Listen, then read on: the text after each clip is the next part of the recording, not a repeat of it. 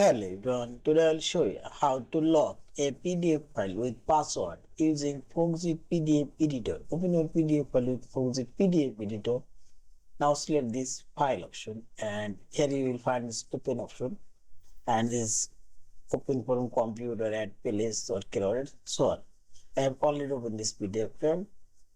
Now select this protect option, this menu bar, and here you will find this secure document option. Click on this down arrow and this password protect. Click here and see this. Record a password to open this document. Box. Click here and type your password here. New password create here.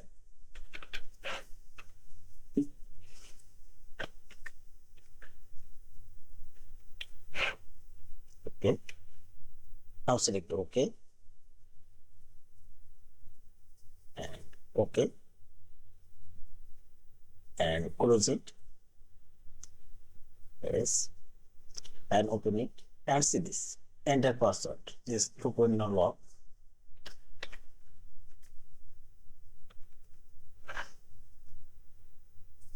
And see this. In this way, you can lock the PDF file with password. Yeah. Thank you for watching. Subscribe, like, share, and comment.